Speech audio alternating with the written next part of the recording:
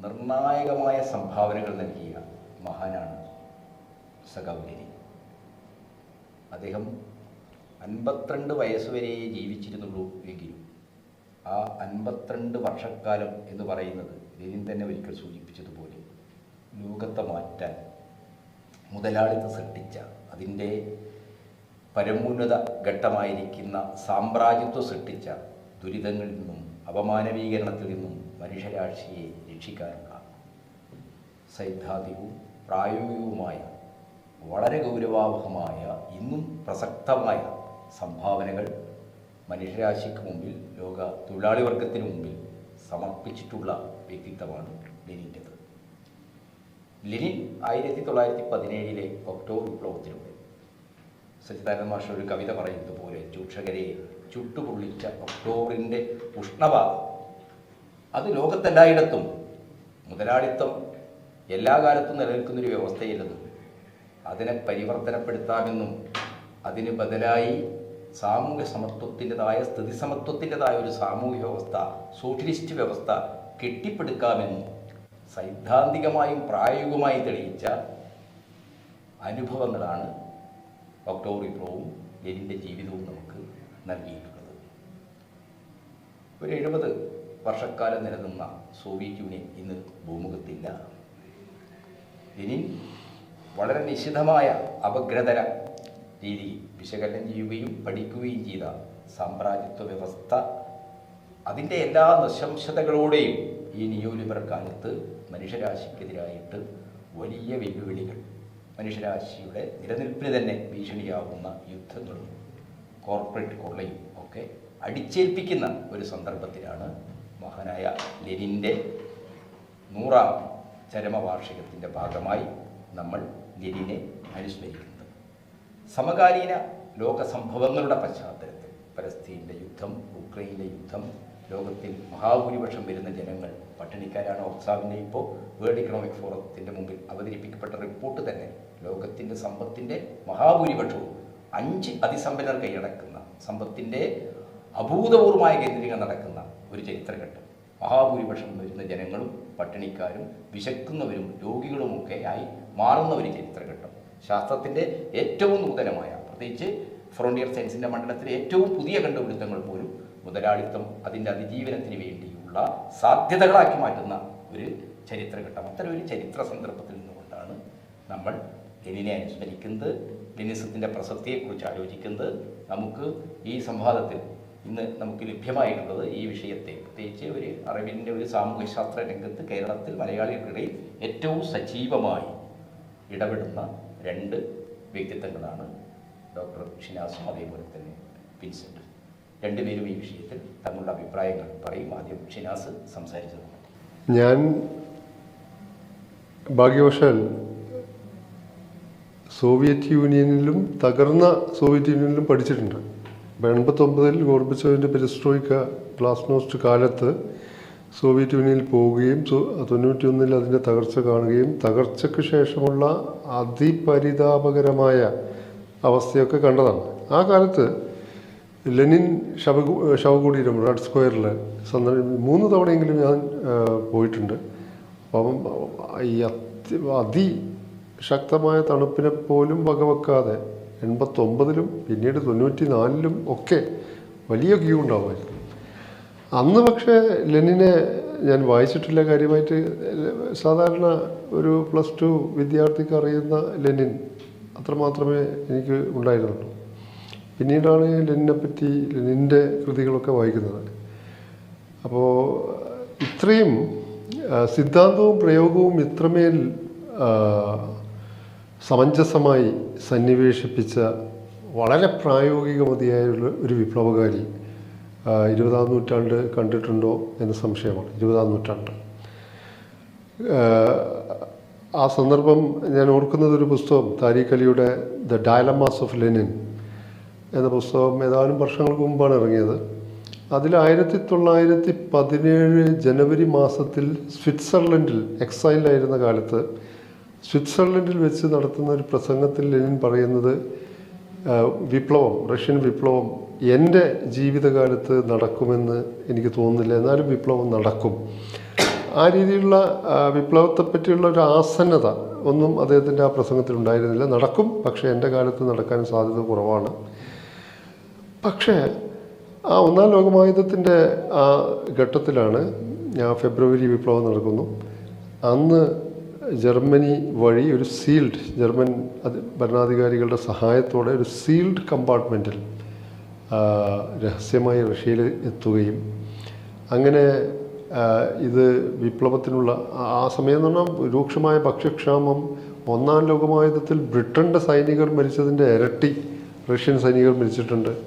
അപ്പോൾ യുദ്ധത്തിനെതിരായിരുന്നു ബോൾഷെവിക്കുകൾ. മെൻഷെവിക്കുകൾ അത്ര അങ്ങനെയൊന്നും ആയിരുന്നില്ല, അത്ര മേൽ എതിരൊന്നും ആയിരുന്നില്ല. അങ്ങനെ ഭക്ഷ്യക്ഷാമം, ഫാക്ടറിയിലെ തൊഴിൽ സമരങ്ങൾ, പട്ടാളക്കാരുടെ പോലീസുകാരുടെ അസംതൃപ്തി, കർഷകരുടെ തൊഴിലാളികളുടെ ആ രീതിയിൽ വലിയ അസംതൃപ്തി, വലിയ തരത്തിലുള്ള രോഷം നിലനിൽക്കുന്ന അവസരത്തിൽ ലെനിൻ എത്തുകയും എന്നിട്ട് ഇപ്പോൾ വിപ്ലവത്തിന് ഉള്ള സമയമായി എന്ന് പറഞ്ഞപ്പോൾ ലെനിൻ്റെ കൂടെ മെൻഷെവിക്കുകൾ ഉണ്ടായിരുന്നില്ല. ബോൾഷെവിക്കുകളെ തന്നെ ലെനിൻ മിതവാദികളും യാഥാസ്ഥിതികരുമായിട്ട് ചിത്രീകരിക്കുന്നുണ്ട്. അവരും കൂടെ നിന്നില്ല. ഇപ്പം ഫോർ എക്സാമ്പിൾ സ്റ്റാലിൻ, കാമിനേവൊക്കെ പറഞ്ഞത് ഒരു ബൂർഷ്വാ ഡെമോക്രാറ്റിക് ജനാധിപത്യ വിപ്ലവം ആദ്യം നടന്ന് അത് പൂർത്തീകരിക്കപ്പെട്ടിട്ട് പോരെ എന്ന് ഒക്കെ പറഞ്ഞു. അപ്പോഴാണ് ലെനിൻ ഏപ്രിൽ പ്രബന്ധങ്ങൾ, ഏപ്രിൽ തീസിസ് എഴുതുന്നത്. അതിലൂടെ ലെനിൻ സമർത്ഥിച്ചത് ബൂർഷ്വാ ഡെമോക്രാറ്റിക് വിപ്ലവം നടക്കണം എന്ന നിർബന്ധമൊന്നുമില്ല, ഇപ്പോൾ വിപ്ലവത്തിന് സമൂർത്തമായിട്ടുള്ള സാഹചര്യമാണ്, അത് നടത്താൻ പറ്റും. പെട്രോഗ്രാഡിലെ തൊഴിലാളികൾക്ക് തൻ്റെ പല സഹപ്രവർത്തകരെക്കാളും ഈ പ്രായോഗിക ബോധമുണ്ട് എന്നുവരെ അദ്ദേഹം അന്ന് അഭിപ്രായപ്പെടുകയും വിപ്ലവ വിരോധികളല്ല, ആ സമയത്ത് വിപ്ലവ വൈമുഖ്യമുണ്ടായിരുന്ന പല ബോൾഷെവിക്കുകളെയും, അന്ന് അലക്സാണ്ടർ കൊളന്തായി മാത്രമാണ് ലെനിനെ ഏപ്രിൽ തീസിസിൽ അംഗീകരിച്ചത്. പിന്നെ പലരും അങ്ങോട്ടേക്ക് വരികയും അങ്ങനെ ആ സന്ദർഭം വളരെ കൃത്യമായി മനസ്സിലാക്കി വിപ്ലവം വിജയിപ്പിക്കുകയും ചെയ്തു. അതുകൊണ്ടാണ് ഇപ്പം പറയുന്നത് റോബസ്പിയർ ഫ്രഞ്ച് വിപ്ലവം, ക്രോംവെൽ ഇംഗ്ലീഷ് വിപ്ലവ കാലത്തൊക്കെ അത് ഒരു ജനമുന്നേറ്റത്തിനിടയിൽ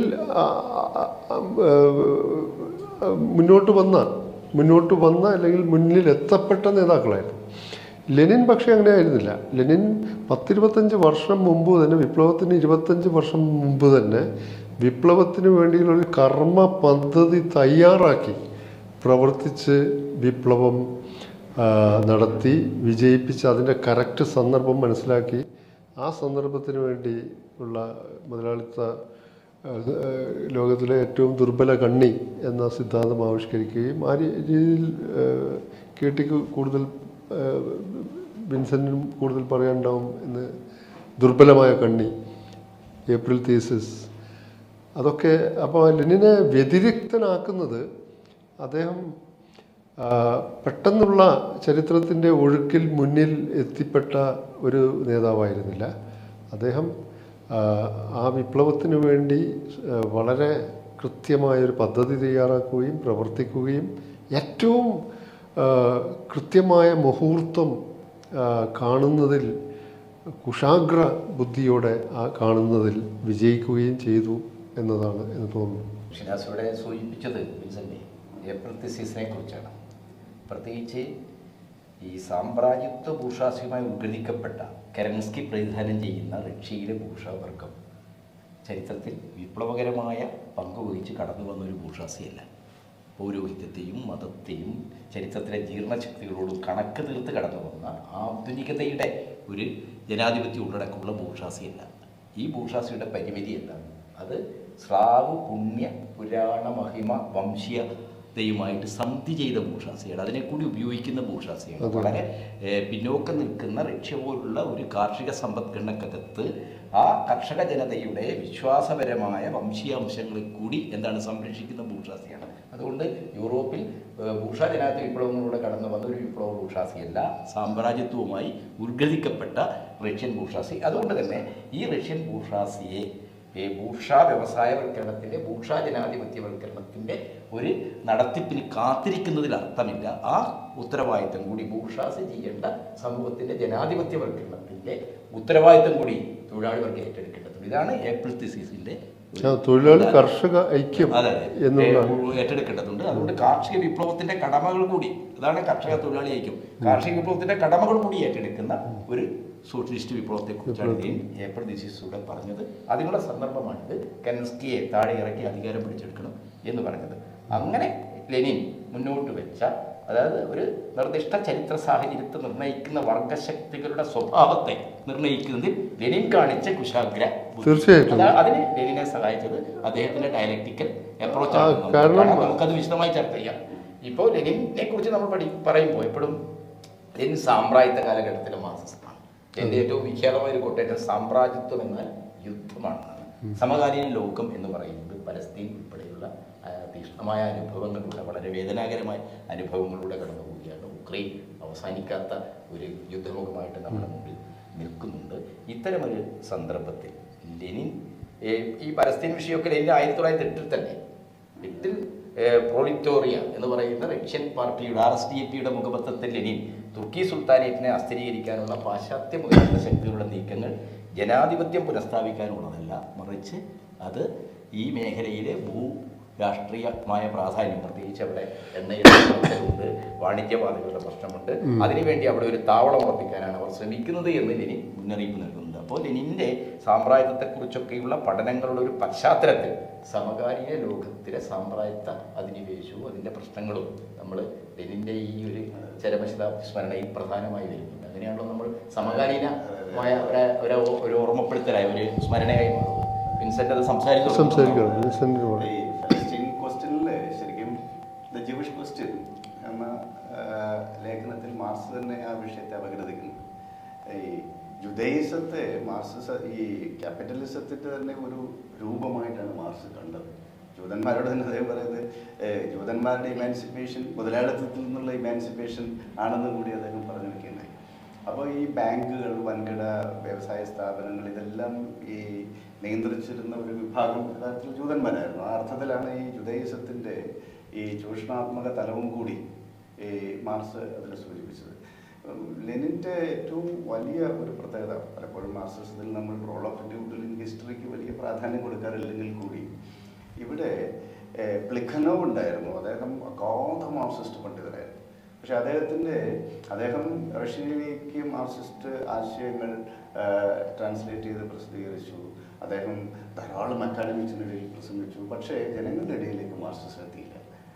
അവിടെ ലെനിൻ്റെ ഏറ്റവും വലിയ ഇടപെടൽ ഈ സാംസ്കാരിക രംഗത്തെ ഇടപെടലിലൂടെ ജനകീയമാക്കാൻ സാധിക്കും മാർക്സിസ്റ്റ് ആശയങ്ങൾ എന്നത് ലെനിൻ്റെ ഒരു സങ്കല്പമായിരുന്നു. അത് ഇന്ന് നമ്മൾ ഒരു പക്ഷേ അത്ര നല്ലതല്ല എന്ന് തോന്നുമെങ്കിൽ കൂടി റഷ്യൻ സാഹചര്യത്തിലെ ഈ സോഷ്യലിസ്റ്റ് ആശയങ്ങൾ പ്രചരിപ്പിക്കുന്നതിന് വേണ്ടി സാഹിത്യകാരന്മാരുടെ ഒരു സംഘം ഉണ്ടാക്കിയെടുത്തു. അതിൽ വലിയ പങ്ക് വഹിച്ച ആളാണ് ഗോഗോളിനെ പോലുള്ള ആളുകൾ, മാക്സിം ഗോർക്കിനെ പോലുള്ള ആളുകൾ. അപ്പോൾ ഒരു ഫാക്ടറിയിൽ നിന്ന് ഒരു പ്രൊഡക്റ്റ് ഉണ്ടാകുന്നത് പോലെ തന്നെ സാഹിത്യകാരന്മാർ മാർക്സിസ്റ്റ് ആശയങ്ങൾ, പ്രത്യേകിച്ച് കമ്മ്യൂണിസ്റ്റ് മാനിഫെസ്റ്റോയുടെ ആശയങ്ങൾ പ്രചരിപ്പിക്കുന്ന രീതിയിൽ ചെറുകഥകളും നോവലുകളും ഒക്കെ എഴുതണം. അപ്പോൾ അത്തരം ആശയം നല്ല രൂപത്തിൽ പ്രാവർത്തികമാക്കാൻ സാധിച്ചു റഷ്യയിൽ. അങ്ങനെയാണ് ഒരു പരിധിവരെ ഈ പ്ലെഖനോവിൻ്റെ കാലത്തൊന്നും മാർക്സിസം ജനകീയമായിരുന്നില്ല. ഒരു പരിധിവരെ ഈ സാംസ്കാരിക മേഖലയിൽ ഇടപെടലിലൂടെ മാർക്സിസ്റ്റ് ആശയങ്ങൾ ജനങ്ങളിലേക്ക് എത്തിക്കലെന്ന് കഴിഞ്ഞു. അതിന് സമാന്തരമായി അദ്ദേഹം സഖാക്കൾക്ക് ഒരു സ്മോൾ ഒരു picked up band of professional revolutionaries, അവരാണിത് നയിക്കേണ്ടത്. പാർട്ടി നേതൃത്വം, പാർട്ടി സഖാക്കളാണ് വിപ്ലവം നയിക്കുന്നത്. വിപ്ലവത്തിലേക്ക് മുന്നണി ആയിട്ട് തൊഴിലാളികളും കർഷകരും സൈനികരുമൊക്കെ സമൂഹത്തിൻ്റെ വിവിധ മേഖലയിലുള്ള ആളുകൾ ഒഴുകി വരും. അത് വിപ്ലവകാരികളുടെ ആഘോഷമായി മാറും ഒരു വിപ്ലവം എന്നത്. അതേസമയം ഇതിനെ നയിക്കേണ്ടത് ഒരു ചെറിയ സംഘമാണ്. അവർ പ്രൊഫഷണൽ റവല്യൂഷണറീസ് ആവണം. എല്ലാ അർത്ഥത്തിലും പ്രൊഫഷണലായി മാത്രമേ വിപ്ലവത്തെ കൈകാര്യം ചെയ്യാൻ സാധിച്ചുള്ളൂ. അവിടെ നേരത്തെ ഷിനാസ് സൂചിപ്പിച്ചതുപോലെ അദ്ദേഹം എല്ലാ അർത്ഥത്തിലും ഒരു പ്രൊഫഷണൽ റവല്യൂഷണറി ആയിരുന്നു. ഒരു സുപ്രഭാതത്തിൽ ഒരു ജനകീയ മുന്നേറ്റത്തിൽ ഉണ്ടായി വന്ന ഒരു നേതാവല്ല, മറിച്ച് എല്ലാ അർത്ഥത്തിലും മാർക്സിസം പഠിക്കുകയും പ്രയോഗിക്കുകയും ചെയ്യുന്നതിലൂടെയും അതിനെ സാംസ്കാരിക തലത്തിലും സംഘടനാ രംഗത്തും ആശയ തലത്തിലും പ്രയോഗിച്ചുകൊണ്ട് അനുഭവങ്ങൾ സമാഹരിച്ച് എല്ലാ അർത്ഥത്തിലും ഒരു പ്രൊഫഷണലായി മാറി എന്നുള്ളതാണ് അദ്ദേഹത്തിൻ്റെ ഏറ്റവും വലിയ പ്രത്യേകത. അതുകൊണ്ട് തന്നെ അദ്ദേഹത്തിന് റഷ്യൻ സാഹചര്യത്തിലേക്ക് മാർക്സിസത്തെ സമഞ്ജസമായി സമ്മേളിപ്പിക്കാൻ സാധിച്ചു. നേരത്തെ കേട്ടി സൂചിപ്പിച്ച പോലെ ഈ സ്ലാബ് വംശീയ ദേശീയതയും ഓർത്തഡോക്സ് ചർച്ചും റഷ്യൻ ഓർത്തഡോക്സ് ചർച്ചും കുലാക്കുകളെ പോലെയുള്ള ഫ്യൂഡലിസ്റ്റും ചേർന്നിട്ടുള്ള ഒരു ഭരണകൂടമാണല്ലോ അവിടെ നടന്നിരുന്നത്. അപ്പോൾ ഇത്തരത്തിലുള്ള ഒരു ഭരണകൂടത്തിൻ്റെ താല്പര്യങ്ങൾക്കപ്പുറത്തേക്ക് ജനാധിപത്യത്തെയും വിപ്ലവത്തെയും എങ്ങനെ കൊണ്ടുപോകാൻ സാധിക്കും, ഇതിനെ അസ്ഥിരീകരിച്ച് എങ്ങനെ വിപ്ലവകരമായി ജനങ്ങളെ മാറ്റാൻ സാധിക്കും എന്നുള്ളിടത്താണ് ലെനിൻ്റെ ചിന്ത പ്രസക്തമായി വരുന്നത്. അപ്പോൾ ഒരു യൂറോപ്യൻ സാഹചര്യത്തിൽ നിന്ന് വ്യത്യസ്തമായിട്ട് റഷ്യൻ സാഹചര്യത്തെ ശാസ്ത്രീയമായി വിശകലനം ചെയ്യാൻ അദ്ദേഹത്തിന് സാധിച്ചു. ഇത് ഇന്ത്യൻ സാഹചര്യത്തിലും പ്രസക്തമാണെന്ന് എനിക്ക് തോന്നുന്നു. എനിക്ക് തോന്നുന്നു നമ്മുടെ CPIM-ൻ്റെ പാർട്ടി ഭരണഘടനയിൽ തന്നെ പുരുഷ ജനാധിപത്യ വിപ്ലവത്തിൻ്റെ കടമകൾ നമ്മൾ പൂർത്തീകരിക്കണം എന്ന് എഴുതി ചേർത്തിട്ടുള്ളത് ഈ ഏപ്രിൽ അതേ കാഴ്ചപ്പാടിൽ തന്നെയാണ്. കാരണം ഇവിടെയും നമ്മൾ കമ്മ്യൂണിസ്റ്റ് പാർട്ടി 1925 രൂപം കൊണ്ട് അതിശക്തമായി നിൽക്കുന്ന 40കളിൽ തെലങ്കാനയും ദേഭായൊക്കെ നടക്കുന്ന സമയത്തൊന്നും ഇവിടെ ഒരു ബൂർഷ്വ ഇല്ല. ബൂർഷ്വ ജനാധിപത്യ വിപ്ലവം നടന്നിട്ടില്ല. ബൂർഷ്വ ക്ലാസ് തന്നെ ഫോം ചെയ്തിട്ടില്ല. മിഡിൽ ക്ലാസ് ഇല്ല. നമ്മൾ വലിയ അളവിൽ ഒരു ഫ്യൂഡൽ സൊസൈറ്റിയാണ്. അതുകൊണ്ടാണ് ബൂർഷ്വ ജനാധിപത്യ വിപ്ലവം. അതാണ് MN റോയിയുമായിട്ടുള്ള ചില കാര്യങ്ങളൊക്കെ. അതെ അതെ, ആ സംവാദത്തിലെല്ലാം ഇന്റർനാഷണൽ റോയിത്തിസിസ് അങ്ങനെയാണ് വരുന്നത്. അതോടൊപ്പം രണ്ടാമത്തെ ഒരു കാര്യം എനിക്ക് നന്നായി വളരെ പ്രധാനപ്പെട്ടതായി തോന്നുന്നത് ഇന്റർനാഷണലിസം വളരെ ശക്തമായി മുന്നോട്ട് വെച്ചാണ്. മൂന്നാം കമ്മ്യൂണിസ്റ്റ് ഇന്റർനാഷണൽ ഉണ്ടായി. അതിനകത്തൊന്നൊരു വ്യത്യാസം പിന്നെ സ്റ്റാലിനിലേക്ക് വരുമ്പോൾ നമുക്ക് കാണാം. സോഷ്യലിസം ഇൻ വൺ കൺട്രി എന്നുള്ള ആശയം നടപ്പാക്കി എന്നുള്ളത് സോവിയറ്റ് വിപ്ലവ ശിശുവിൻ്റെ അതിജീവനത്തിന് അനിവാര്യമായിരുന്നു. പക്ഷേ ആ ഇന്റർനാഷണലിസം എല്ലാ അർത്ഥത്തിലും മുന്നോട്ട് വെച്ചത് അദ്ദേഹത്തിൻ്റെ അവസാനം വരെ അത് ശക്തമായി മുന്നോട്ട് വയ്ക്കുകയുണ്ടായി. അപ്പോൾ ഈ സമകാലീനമായ പശ്ചാത്തലത്തിൽ എല്ലാ അർത്ഥത്തിലും സാമ്രാജ്യത്വം യുദ്ധം തന്നെയാണ്. യുദ്ധമില്ലാത്ത സാമ്രാജ്യത്വമില്ല. അതുകൊണ്ട് നാറ്റോ നിരന്തരമായി വികസിപ്പിക്കുന്നതും പുതിയ ശത്രുക്കളെ കണ്ടെത്തുന്നതും പുതിയ യുദ്ധമുഖം തുറക്കുന്നതും ഒക്കെ ഈ സാമ്രാജ്യത്വത്തിൻ്റെ മൂലധന താല്പര്യങ്ങളുമായി ബന്ധപ്പെട്ട് തന്നെയാണ്. പക്ഷേ ഇപ്പോഴത്തെ ഒരു പ്രത്യേകത, ഈ സാമ്രാജ്യത്വ മൂലധനത്തിനപ്പുറത്തേക്ക് വിശ്വാസപരതയെ പ്രതിഷ്ഠിക്കാൻ കഴിയുന്നുണ്ട്. ഇപ്പോൾ പലസ്തീൻ വിഷയത്തിലേക്ക് വരുമ്പോൾ അവിടെ അമേരിക്കൻ സാമ്രാജ്യത്വത്തിൻ്റെയും ഇസ്രായേൽ എന്ന് പറയുന്ന രാഷ്ട്രത്തിലെ ജൂതന്മാർ നിയന്ത്രിക്കുന്ന വലിയ യുദ്ധ ബിസിനസ്, അതൊരു മിലിറ്ററി സ്റ്റേറ്റാണ്. ആ മിലിറ്ററി സ്റ്റേറ്റിൻ്റെ സൈനിക സാമ്പത്തിക താല്പര്യങ്ങളും ആ താല്പര്യങ്ങൾ എവിടെയും വരുന്നില്ല. പഴയ കാര്യങ്ങൾ വീണ്ടും ആവർത്തിക്കപ്പെടുകയാണ്. ജൂതന്മാർക്കൊരു രാഷ്ട്രം വേണ്ടേ, അറബികളാൽ ചുറ്റപ്പെട്ട് കിടക്കുകയല്ലേ, ഹോളോകോസ്റ്റ് ഉണ്ടായില്ലേ എന്നൊക്കെയുള്ള കാര്യങ്ങൾ. അതുപോലെ ജൂത വംശം പീഡിപ്പിക്കപ്പെട്ടവരാണ്, അതുകൊണ്ട് അവർക്കൊരു രാഷ്ട്രം വേണമെന്ന് പറയുക.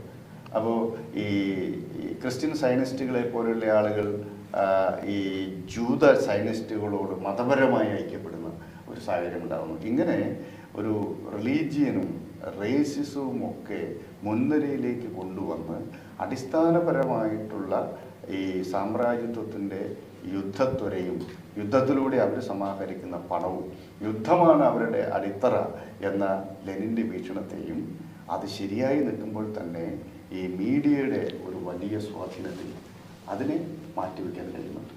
ഇന്ത്യയിലും അത് ഒരർത്ഥത്തിൽ അത് സംഭവിക്കുന്നുണ്ട്. നമ്മുടെ ജനങ്ങളുടെ വളരെ സ്വാഭാവികമായ അവരുടെ ജൈവിക വിഷയങ്ങളിൽ നിന്ന് രാമനിലേക്ക് രാഷ്ട്രത്തെ മുഴുവൻ ഉദ്ഗ്രഥിക്കാൻ കഴിയുന്നത് മറ്റൊരർത്ഥത്തിലുള്ള റെവല്യൂഷനാണ്. ആ റെവല്യൂഷൻ പക്ഷേ 98-ന് ശേഷം നടന്നു വന്നതാണ്. അതിന് നമ്മൾ പൊതുവിൽ ഒരു കൺസർവേറ്റീവ് റെവല്യൂഷൻ എന്നാണ് പറയുന്നത്.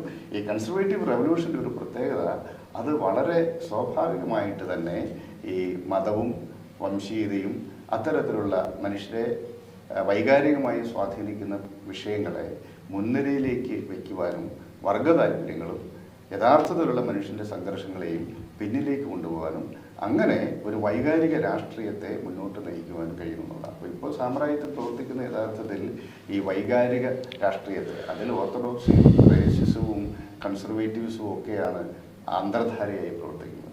ഈ കൺസർവേറ്റീവ് റവല്യൂഷൻ പ്ലസ് ഇമ്പീരിയലിസം ഒരു ഡേഞ്ചറസ് കോമ്പറ്റീഷനാണ്. അതിനെയാണ് നമ്മളിപ്പോൾ അഭിമുഖീകരിക്കുന്നതെന്നാണ് എനിക്ക് തോന്നുന്നത്. വിൻസെൻ്റ് നടത്തിയൊരു നിരീക്ഷണം വളരെ പ്രധാനമാണ്. ഒന്ന്, സഖാവ് ലെനിൻ രാഷ്ട്രീയത്തിലേക്ക് പ്രവേശിക്കുന്ന ഒരു സന്ദർഭം എന്ന് പറയുന്നത് റഷ്യക്കകത്ത് നിരവധി മാർക്സിസ്റ്റ് തിയററ്റിക്കൽ ഗ്രൂപ്പുകൾ, ഡിസ്കഷൻ ഗ്രൂപ്പുകൾ, മാർക്സിസ്റ്റ് സർക്കിളുകൾ ഉണ്ട് എല്ലാ നഗരങ്ങളിലും. കസാനിലാണ് അദ്ദേഹം പഠിച്ചത്, കസാൻ സർവകലാശാല. അപ്പോൾ കസാൻ സർവകലാശാലയിൽ നിന്ന് അദ്ദേഹം വിദ്യാർത്ഥി കലാപത്തിന് നേതൃത്വം കൊടുത്തു. അദ്ദേഹം സാർ ചക്രവർത്തിയെ വധിക്കാൻ ശ്രമിച്ച അലക്സാണ്ടറുടെ സഹോദരനാണ്. അയാളിൽ ഒരു ഭീകരവാദിയുണ്ട് എന്ന രീതിയിൽ വലിയ രീതിയിൽ സാറിൻ്റെ രഹസ്യ പോലീസുകാർ വലിയ രീതിയിൽ അദ്ദേഹത്തെ വേട്ടയാടുകയും സർവകലാശാലകൾക്ക് അദ്ദേഹത്തെ പുറത്താക്കേണ്ടി വന്നു. അങ്ങനെ പുറത്താക്കിയ ഒരു സന്ദർഭത്തിലാണ് അദ്ദേഹത്തിൻ്റെ കുടുംബം മോസ്കോവിലേക്കും അദ്ദേഹം സെൻറ്റ് പീറ്റേഴ്സ്ബർഗിലേക്ക് വരുന്നത്. സെൻറ്റ് പീറ്റേഴ്സ്ബർഗിലേക്ക് വരുന്ന സന്ദർഭത്തിലാണ് അവിടുത്തെ ഒരു മാർക്സിസ്റ്റ് ഗ്രൂപ്പുമായിട്ടുള്ള അദ്ദേഹത്തിൻ്റെ ബന്ധം. അപ്പം ആ സമയത്ത് ലെനിൻ കുറേ ലേഖനങ്ങളൊക്കെ എഴുതിയിട്ടുണ്ട്. ഒരു സൈദ്ധാന്തിക എന്ന നിലക്ക് കുറച്ചൊക്കെ ഒരു പ്രശസ്തി റഷ്യൻ വായനക്കാർക്കിടയിൽ ലെനിനുണ്ട്. പക്ഷേ ലെനിൻ അവിടെ എത്തിയതിനു ശേഷം ഈ മാർക്സിസ്റ്റ് ഗ്രൂപ്പുമായി ബന്ധപ്പെട്ടപ്പോൾ അദ്ദേഹം ആ മാർക്സിസ്റ്റ് ഗ്രൂപ്പിൽ ആദ്യം ചോദിക്കുന്ന ചോദ്യം ഈ സെൻറ്റ് പീറ്റേഴ്സ്ബർഗിലെ വിപുലമായ തൊഴിലാളി സമൂഹവും ഈ ഗ്രൂപ്പും തമ്മിലുള്ള ബന്ധം എന്താണ്. അവിടെയാണ് ലെനിൻ ട്രേഡ് യൂണിയനുകൾ ഉണ്ടാക്കുന്നതിനെക്കുറിച്ച്, തൊഴിലാളി പണിമുടക്കുകൾ, നമ്മൾ തന്നെ നയിക്കാതെ തൊഴിലാളികളുടെ അസംതൃപ്തിയിൽ നിന്ന് നിരവധി പണിമുടക്കുകൾ സെൻറ്റ് പീറ്റേഴ്സ്ബർഗിലെ ഫാക്ടറികളിൽ ഉയർന്നു വരുന്നുണ്ട്. അപ്പോൾ ഇതിനെയൊക്കെ തന്നെ കോർഡിനേറ്റ് ചെയ്തിട്ടുണ്ട്. അങ്ങനെയാണ് ലെനിൻ തൊഴിലാളികളെ സംഘടിപ്പിക്കുന്ന ലഘുലേഖകളും പ്രഖ്യാപനങ്ങളും എഴുതാൻ തുടങ്ങുന്നത്. ലെനിൻ ആദ്യം എഴുതുന്നത് ഇപ്പം സോഷ്യൽ ഡെമോക്രാറ്റിക് പാർട്ടി RSDAP ഉണ്ടാക്കുന്നതിൻ്റെ ഒരു അഭ്യർത്ഥന പോലെ അദ്ദേഹം എഴുതിയതാണ്. ജനങ്ങൾക്ക് എന്താണ് വേണ്ടത്? ജനങ്ങൾക്ക് സിദ്ധാന്തം മാത്രം മതിയോ? ജനങ്ങൾക്ക് സംഘടന വേണ്ടേ? ഒരു സംഘടന ഇല്ലാതെ എങ്ങനെ സാമൂഹ്യത്തിനെ അവരെത്തിക്കും? ഇത്തരത്തിലുള്ള നിരവധി വളരെ അന്വേഷണാത്മകവും എന്നാൽ സിദ്ധാന്തത്തെയും പ്രയോഗത്തെയും ബന്ധിപ്പിക്കുന്നതായിട്ടുള്ള ഒരു മാർക്സിസ്റ്റ് രീതി ലെനിൻ തൻ്റെ രാഷ്ട്രീയ ജീവിതത്തിൽ താനുമായി ബന്ധപ്പെട്ട ആളുകളിലൂടെ അവതരിപ്പിക്കുകയാണ് ചെയ്യുന്നത്. അപ്പോൾ ഇത്തരമൊരു സന്ദർഭത്തിൽ ഷിനാസ് ഞങ്ങൾ നേരത്തെ വ്യക്തിപരമായി സംസാരിക്കുമ്പോൾ അദ്ദേഹം ചില കാര്യങ്ങൾ പറഞ്ഞിരുന്നു. ഇപ്പോൾ ലെനിൻ എങ്ങനെയാണ് ഓരോ മൂർത്ത സാഹചര്യത്തെയും മനസ്സിലാക്കി പ്രയോഗത്തിൻ്റെ ഒരു പ്രാക്ടീസിൻ്റെ മണ്ഡലത്തിലേക്ക് തിയറിയെ മാർക്സിസത്തെ കൊണ്ടുവന്നു. അത് കൊണ്ട് തന്നെ എന്താണ് മാർക്സത്തിൻ്റെ പഴഞ്ചൻ ഡോഗ്മാറ്റിക് ധാരണകളെയൊക്കെ തിരുത്താനും മാർക്സത്തിൻ്റെ ഒരു റവല്യൂഷണറി ഉള്ളടക്കത്തെ കണ്ടെത്താനും ലെനിന് കഴിഞ്ഞു. ഷിനാസ് സംസാരിച്ചു തുടങ്ങുന്നത് നന്നാവും. അതെ, ഈ പ്രയോഗവും സിദ്ധാന്തവും തമ്മിലുള്ള പരസ്പര ബന്ധം, സംയോജനം അത്രമേൽ ക്രിയാത്മകമായും രചനാത്മകമായും സാധിച്ച ഒരു വിപ്ലവകാരി എന്ന നിലയിൽ ലെനിൻ അനന്യനാണ്. അപ്പോൾ 1924 ലെനിൻ അന്തരിക്കുന്നത്. അപ്പോൾ അദ്ദേഹത്തിന് 1922 തന്നെ ആദ്യ മസ്തിഷ്കാഘാതം വന്നിരുന്നു. 23 ഡിസംബറിലാണ് രണ്ടാമത്തെ മസ്തിഷ്ക ആഘാതം വരുന്നത്. അങ്ങനെ 24 ജനുവരിയിൽ 21 അദ്ദേഹം മരിക്കുന്നത്. അപ്പം ലെനിൻ വിപ്ലവം നടന്നു, സിവിൽ വാർ ഏതാണ്ട് കഴിഞ്ഞു. അപ്പോൾ തന്നെ ലെനിൻ്റെ നേതൃത്വത്തിൽ തന്നെ ഈ ന്യൂ ഇക്കണോമിക് പോളിസി എന്ന ചെറുകിട മുതലാളിത്ത സംരംഭങ്ങൾക്ക് അനുമതി കൊടുത്തിരുന്നു. അക്കാലത്ത് ആ ചെറുകിട മുതലാളിത്ത സംരംഭങ്ങൾ 24 ലെനിൻ മരിച്ചില്ലായിരുന്നുവെങ്കിൽ ആ ചെറുകിട മുതലാളിത്ത സംരംഭങ്ങൾ കുറേ കാലം കൂടി സ്റ്റാലിൻ അത് പെട്ടെന്ന് അബ്രപ്റ്റായിട്ട് ഓൾ ഓഫ് എ സഡൻ അവസാനിപ്പിക്കുമായിരുന്നില്ല. കാരണം അന്ന് അത് ഒരു ട്രാൻസിഷൻ സ്റ്റേജിൽ എന്തായാലും വേണ്ടിയ ആവശ്യമായിരുന്നു. സ്റ്റാലിൻ ചെയ്തതുപോലെ തന്നെ വളരെ യുദ്ധോത്സുകമായ രീതിയിൽ വ്യവസായവൽക്കരണത്തിലേക്കും ലെനിൻ കുറച്ചു കാലം 54 വയസ്സിലാണ് മരിക്കുന്നത്.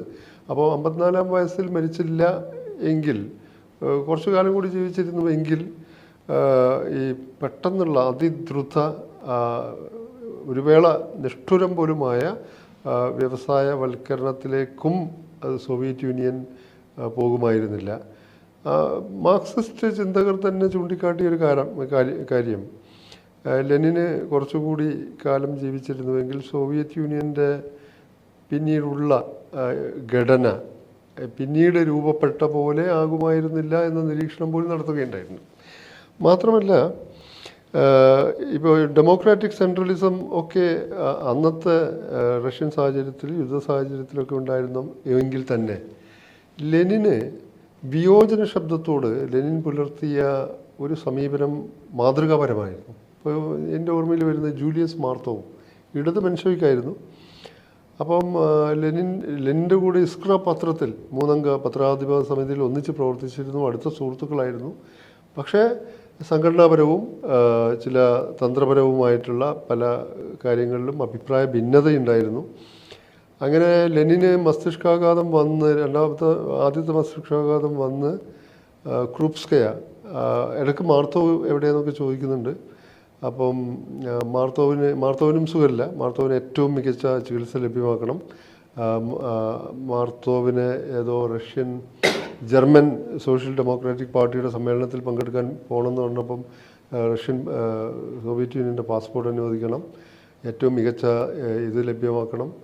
എന്നിട്ട് ഇത് ചോദിക്കുമ്പോൾ മാർത്തോവ് മരിച്ചിട്ട് ഏതാനും ആഴ്ചകൾ കഴിഞ്ഞിരുന്നു. ഈ മാർത്തോവ് മരിച്ചെന്ന് പറഞ്ഞപ്പം ഭയങ്കര വികാരാധീനായി. എന്നിട്ട് അപ്പം തന്നെ വീൽ ചെയറിൽ ലൈബ്രറിയിലൊക്കെ പോയി മാർത്തോവിൻ്റെ പഴയ ലേഖനങ്ങളൊക്കെ തപ്പിപ്പിടിച്ച് വായിക്കുന്ന ലെനിൻ, അതേസമയം തന്നെ Peter Kropotkin the great French revolution എഴുതിയ അദ്ദേഹവും ലെനിൻ തമ്മിൽ അഭിപ്രായ ഭിന്നതകളുണ്ടായിരുന്നു. പക്ഷേ ലെനിൻ ഏറ്റവും അധികം ഇഷ്ടപ്പെട്ടൊരു പുസ്തകമായിരുന്നു ദ ഗ്രേറ്റ് ഫ്രഞ്ച് റവല്യൂഷൻ. അപ്പോൾ പീറ്റർ ക്രൊപ്പോത്കിൻ സോവിയറ്റ് യൂണിയനിലേക്ക് വരണം എന്നാഗ്രഹം പ്രകടിച്ചു.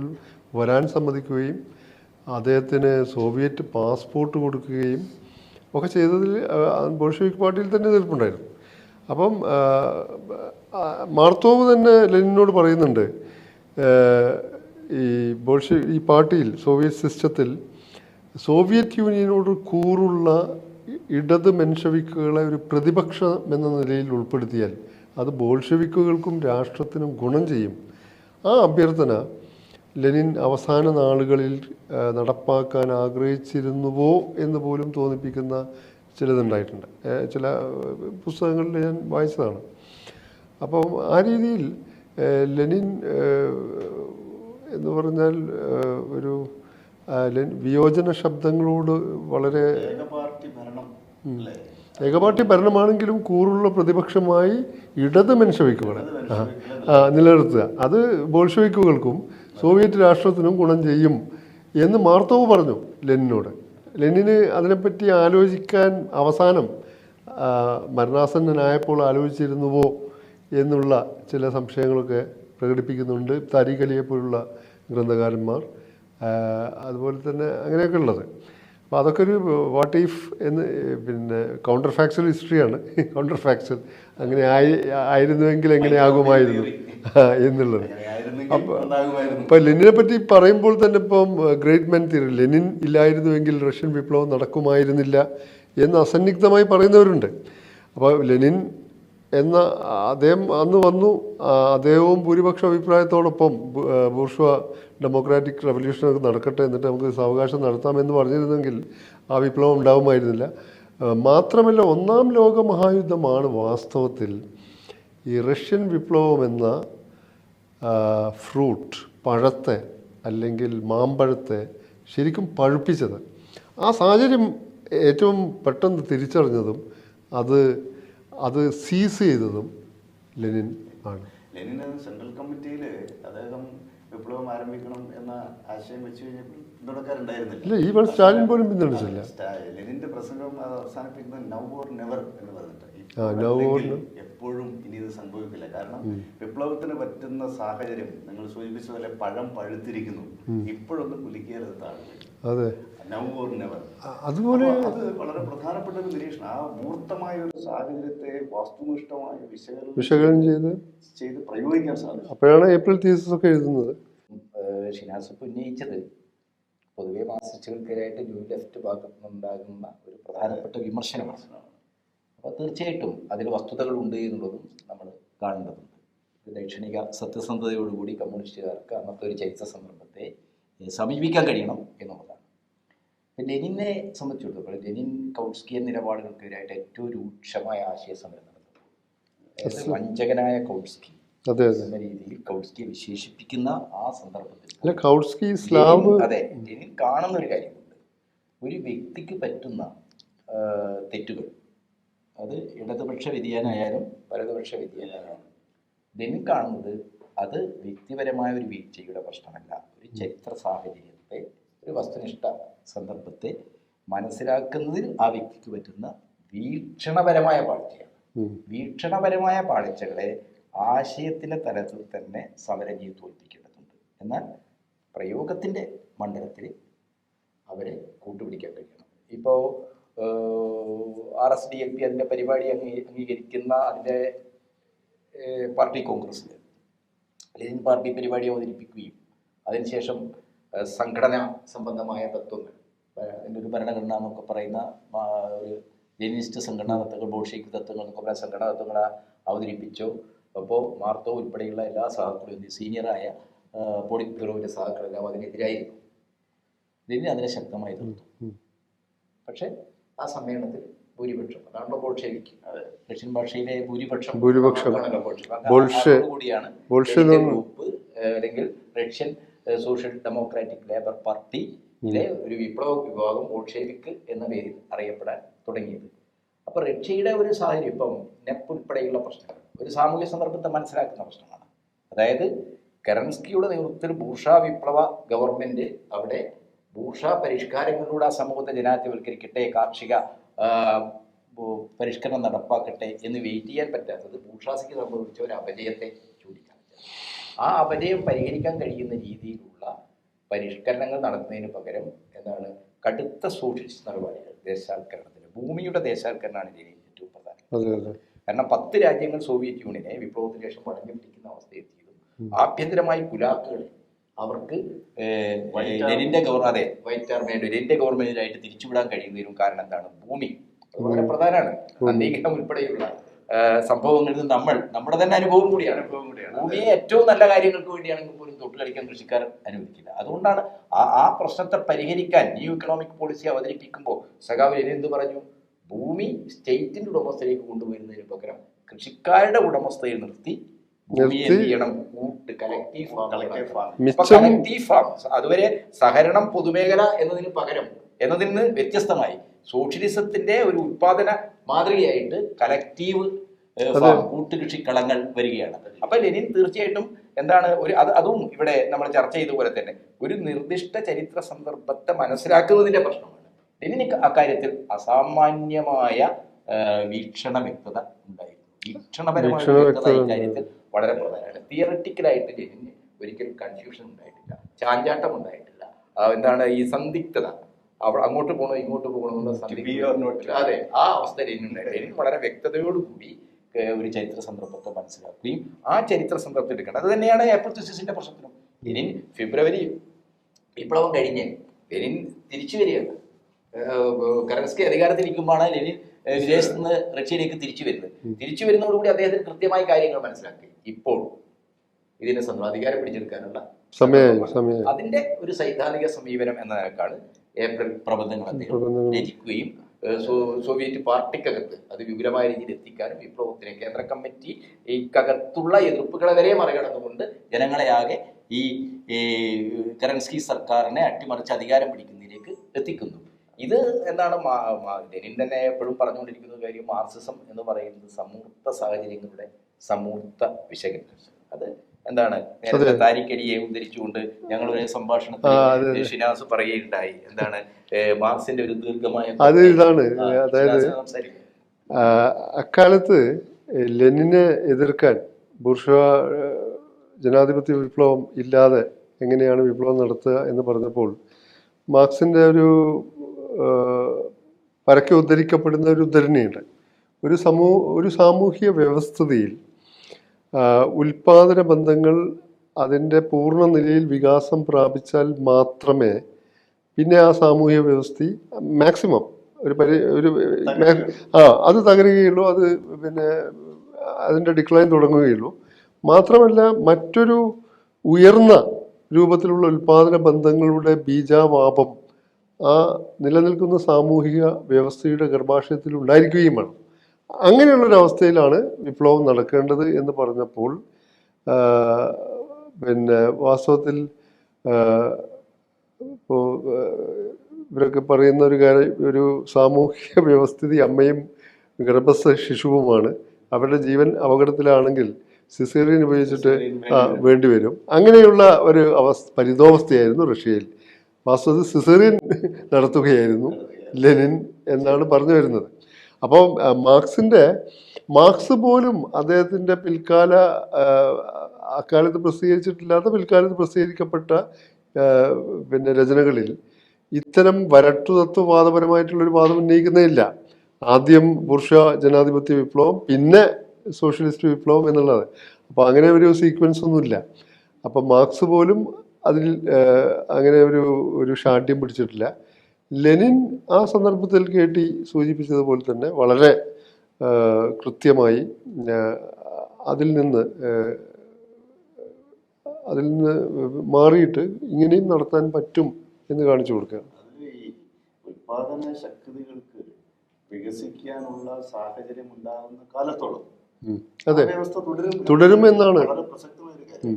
അപ്പൊ അത് ലെനിൻ അത് മനസ്സിലാക്കിയത് കൊണ്ടാണ് ഈ മുതലാളിത്ത ഉൽപാദന ശക്തികൾക്ക് വളരാനുള്ള സാഹചര്യം കൂടെ നിലനിൽക്കുന്നതുകൊണ്ടാണ് ഈ അതായത് പ്രൈവറ്റ് പ്രോപ്പർട്ടി കൂടി അനുവദിച്ചുകൊണ്ട് ആ ഉൽപാദന ശക്തികളെ പരമാവധി വികസിപ്പിച്ച് അതിനെ പാർട്ടി നിയന്ത്രിക്കുന്ന ഒരു കളക്റ്റീവ് ഓണർഷിപ്പിലേക്ക് ഉദ്ഗ്രഥിക്കുക എന്നുള്ള ആശയം അദ്ദേഹം നടപ്പാക്കുന്നത്. അങ്ങനെയാണ് 1921 ഈ ന്യൂ ഇക്കണോമിക് പോളിസി വരുന്നത്. അപ്പൊ അതിലെനിക്ക് സാധാരണഗതിയിൽ നമ്മൾ ഒന്ന് കൂട്ടിച്ചേർക്കാനുള്ളത് ലെനിനൊരു മിലിറ്ററി ജീനിയസ് കൂടിയായിരുന്നു. സാധാരണഗതിയിൽ നമ്മൾ അദ്ദേഹത്തിന് ഇപ്പൊ കെരൻസ്കിക്ക് റഷ്യയിൽ അദ്ദേഹം അധികാരത്തിൽ വന്ന സമയത്ത് ഈ യുദ്ധമുണ്ടാക്കുന്ന കെടുതി അത് റഷ്യൻ സമൂഹത്തിന് സൃഷ്ടിച്ചിട്ടുള്ള പ്രതിസന്ധി, ഈയാമ്പാറ്റകളെ പോലെ യുദ്ധമുഖത്ത് പട്ടാളക്കാർ മരിച്ചു വീഴുന്ന സാഹചര്യം, ഇത് അടിയന്തരമായി അവസാനിപ്പിക്കേണ്ടതാണ് എന്ന് അദ്ദേഹത്തിന് തിരിച്ചറിയാം. അതാണല്ലോ ആ മുദ്രാവാക്യം വരുന്നത്. സമാധാനം, ഭക്ഷണം, പിന്നെ bread, piece and land. Bread, piece and land. അത് വലിയ ലോക ചരിത്രത്തിലെ തന്നെ ഏറ്റവും ദേശ താല്പര്യങ്ങൾക്ക് വിരുദ്ധമായ ഒരു കരാറുകളിൽ ഒന്നാണ് ബ്രെസ്റ്റ്. റഷ്യയുടെ മൊത്തം ഈ ഇൻഡസ്ട്രിയൽ മേഖലയുടെ 30% ജർമ്മനിക്ക് കൊടുത്തിട്ടാണ്. പക്ഷെ അത്രയും പ്രധാനമായിരുന്നു. അപ്പം അതിനേക്കാൾ പ്രധാനമാണ് സമാധാനം എന്നുള്ളത് ലെനിൻ തിരിച്ചറിഞ്ഞു. ആ മുദ്രാവാക്യം തന്നെ കാലത്തിന്റെ മുദ്രാവാക്യമാണ്. അത് കെരൻസ്കിക്ക് തിരിച്ചറിയാൻ കഴിഞ്ഞില്ല. പിന്നെ അതിനുശേഷം ലെനിൻ ഈ വിപ്ലവ ശിശുവിനെ സംരക്ഷിക്കാൻ ജനാധിപത്യപരമായ മാർഗങ്ങളിലൂടെ മാത്രം കഴിയില്ല. നമ്മൾ മാർക്സിസം ജനാധിപത്യമാണെന്ന് പറയുമ്പോഴും ആ വിപ്ലവ ശിശുവിനെ സംരക്ഷിക്കാൻ അദ്ദേഹം മാർട്ടിൻ കമ്മ്യൂണിസമേ പറ്റുള്ളൂ. ഡിക്റ്റേറ്റർഷിപ്പ് അനിവാര്യമാണ്. അങ്ങനെ 1921 വരെ ആ ഡിക്റ്റേറ്റർഷിപ്പ് ഓഫ് ദി പ്രൊലറ്റേറിയറ്റ് എന്ന് പറയുന്നത് മാർട്ടിൻ കമ്മ്യൂണിസം. ഒരു ഭാഗത്ത് കുലാക്കുകൾ, മറുഭാഗത്ത് നേരത്തെ സൂചിപ്പിച്ച വൈറ്റ് ആർമി, 10ഓളം രാജ്യങ്ങൾ. സോവിയറ്റ് യൂണിയൻ ഫോം ചെയ്തിട്ടില്ല. 22-ലാണ്. അവിടെ ആകെയുള്ളത് ബോൾഷെവിക് പാർട്ടി. വിപ്ലവം നടക്കുമ്പോഴും അവിടുത്തെ ഏറ്റവും സംഘടിതമായ പാർട്ടി ആണെങ്കിലും ഭൂരിപക്ഷ പാർട്ടിയല്ല. അന്നും ഭൂരിപക്ഷ പാർട്ടി സോഷ്യലിസ്റ്റ് റവല്യൂഷണറി പാർട്ടിയാണ്. പെസന്റ് പാർട്ടിയാണ് അവിടുത്തെ ഏറ്റവും വലിയ പാർട്ടി. അപ്പം അവരുടെ പിന്തുണ. പക്ഷേ അപ്പൊ ഇത്തരം ഒരു സാഹചര്യത്തിൽ ഈ പെസൻട്രിയുടെ പിന്തുണ ഉറപ്പാക്കണം. അതുപോലെ സങ്കീർണമായ സാഹചര്യത്തിൽ ഇതിൽ ഈ വ്യത്യസ്ത ദേശീയതകളുള്ള ഇല്ല, ലെനിന്റെ സ്വയം നിർണയാവകാശത്തെ പറ്റിയുള്ള പിന്നെ കാര്യങ്ങളൊക്കെ വളരെ പ്രസക്തമാണ് ഇന്നും. പക്ഷേ 1921 ആകുമ്പോഴേക്കും അവിടെ റെവല്യൂഷൻ സ്റ്റെബിലൈസ് ചെയ്തു. ആ റെവല്യൂഷൻ സ്റ്റെബിലൈസ് ചെയ്തു കഴിഞ്ഞപ്പോൾ അദ്ദേഹം റഷ്യയിലെ ആഭ്യന്തര രാഷ്ട്രീയത്തിലേക്ക് ഇടപെടുക. അങ്ങനെയാണ് ന്യൂ ഇക്കണോമിക് പോളിസി അദ്ദേഹം വരുന്നത്. കാരണം ന്യൂ ഇക്കണോമിക് പോളിസി നടപ്പാക്കാൻ പറ്റുന്ന രൂപത്തിൽ റഷ്യൻ റെവല്യൂഷൻ 1921 സ്റ്റെബിലൈസ് ചെയ്തിരുന്നു. അപ്പം ഒരർത്ഥത്തിൽ ഈ സിദ്ധാന്തമായി ഇരിക്കെ തന്നെ അത് കൃത്യമായി ഏത് സന്ദർഭത്തിൽ എപ്പോൾ പ്രയോഗിക്കണം, അതിൻ്റെ ടൈമിങ് അത് കൃത്യമായി അറിഞ്ഞ് പ്രയോഗിക്കാൻ ലെനിന് സാധിച്ചു.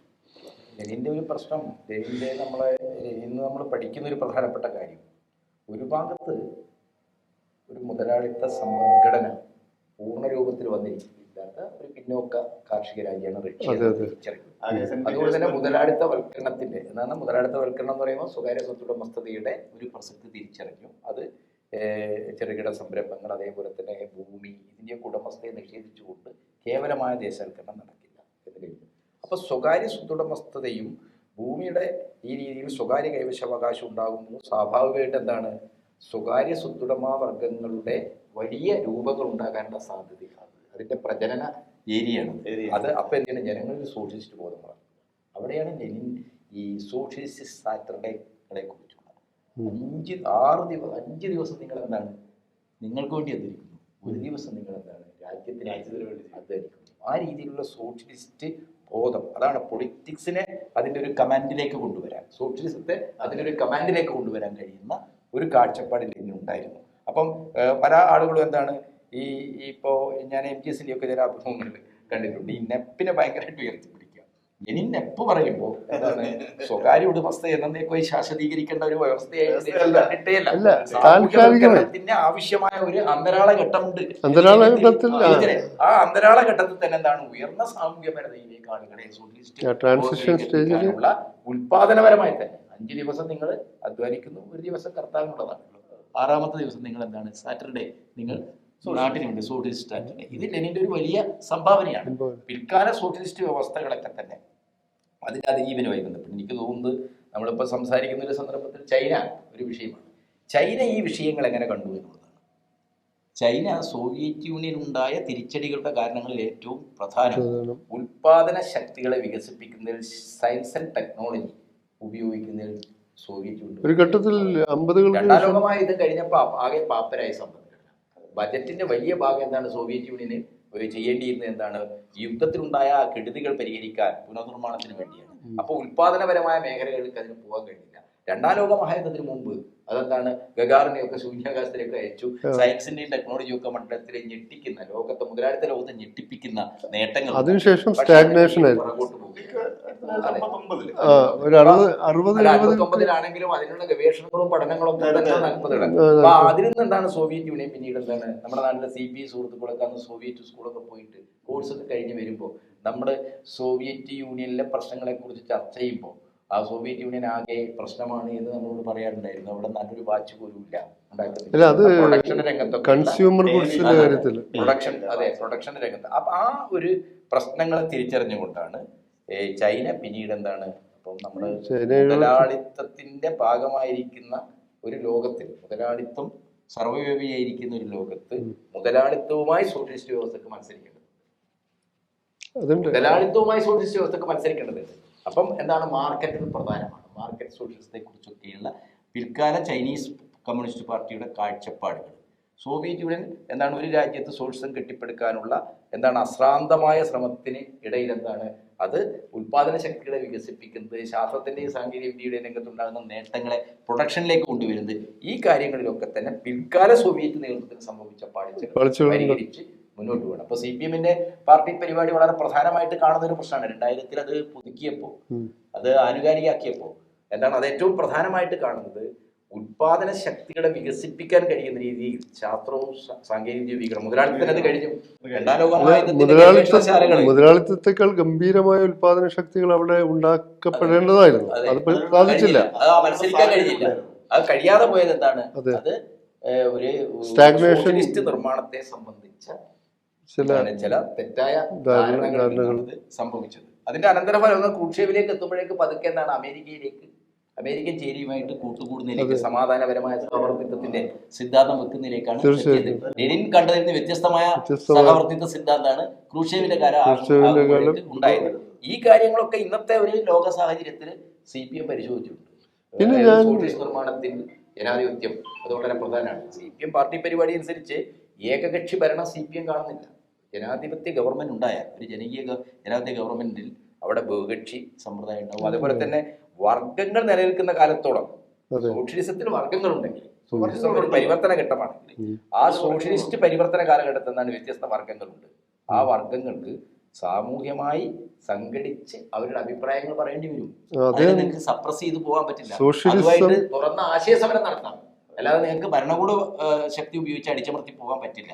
അപ്പം ബഹുകക്ഷി സമ്പ്രദായം, മാധ്യമ സ്വാതന്ത്ര്യം, ഈ വിഷയങ്ങളൊക്കെ തന്നെ സോവിയറ്റ് തിരിച്ചടികളുടെ കൂടി പശ്ചാത്തലത്തിൽ CPM പോലുള്ള പാർട്ടികൾ കാണുന്നതാണ്. അതൊരു പക്ഷേ ലെനിനിസത്തിന്റെ ഒരു ഉൾക്കാഴ്ചയിൽ നിന്നാണ്, ലെനിന്റെ ഈ നെപ്പിൻ്റെയും ഒക്കെ തന്നെ അനുഭവങ്ങളുടെ ഒരു ഉൾക്കാഴ്ച ഇരുന്നാണ് CPM അങ്ങനെ ഒരു നിലപാടിലേക്ക് എത്താൻ.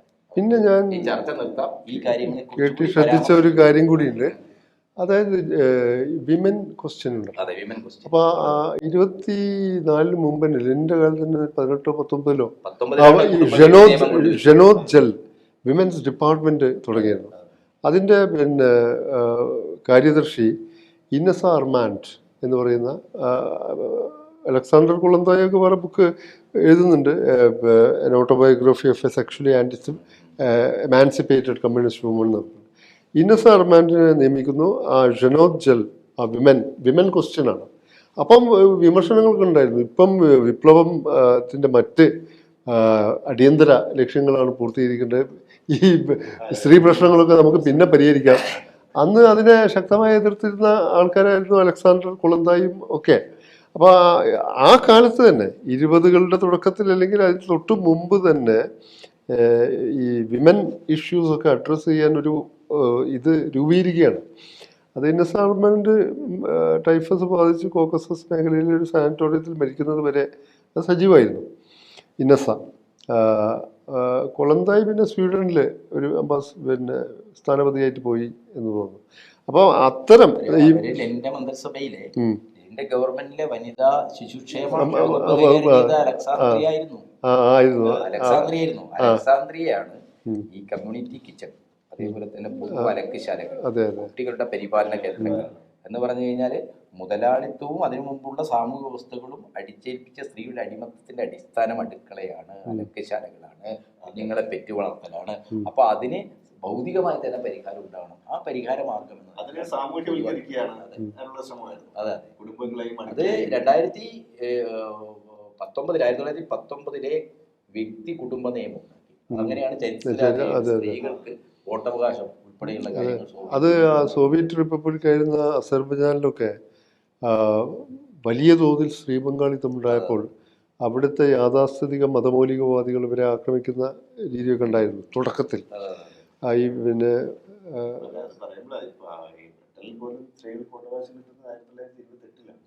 അതെ, അതുണ്ട്.